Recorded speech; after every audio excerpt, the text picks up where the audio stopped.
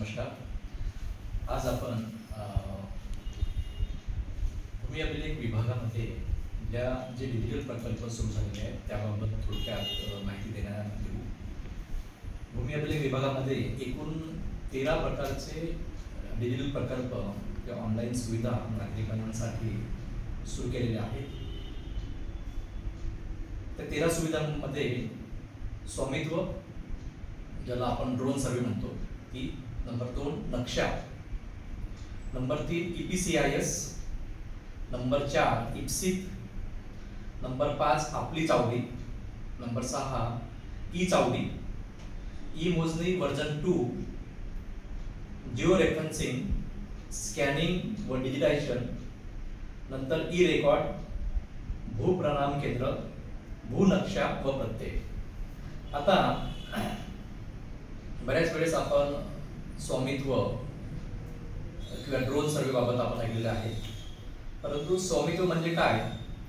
तर स्वामित्व म्हणजे किंवा ड्रोन सर्वे म्हणजे ग्रामीण भागामध्ये जे काही गावठाणाच्या हद्दीमध्ये लोकवस्ती आहे, लोकांची घरे आहेत किंवा लोकांची खुले भूखंड आहेत किंवा शासकीय मिळकती आहेत, रस्ते आहेत, नाल्या आहेत, ग्रामपंचायत शाळेच्या इमारती आहेत, तलाठी कार्यालय आहेत, यांचा ग्रामपंचायतकडील नमुना 8 शिवाय दुसरा कोणताही रेकॉर्ड किंवा अभिलेख हा उपलब्ध नव्हता. ग्रामपंचायतकडे जो नमुना 8 आहे तो फक्त टॅक्स असेसमेंट पर्पजसाठी आहे. म्हणजे फक्त नागरिकांकडून त्यांच्या बांधकाम किंवा त्यांच्या भूखंडाच्या प्रमाणामध्ये जे कर वसुली केली जाते फक्त तेवढाच त्याचा उपयोग आहे.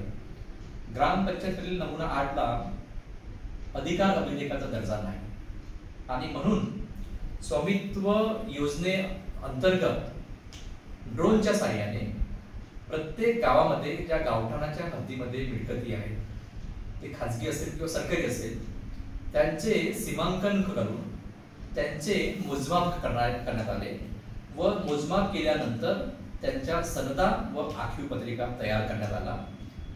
तर स्वामित्व ही जी सेवा आहे, डिजिटल सेवा आहे, त्यामध्ये संपूर्ण काम जे आहे म्हणजे की नकाशा तसेच सनद हे सर्व काम जे आहे, हे कार्यालयीन कामकाज हे सर्व ऑनलाईन केले जाते.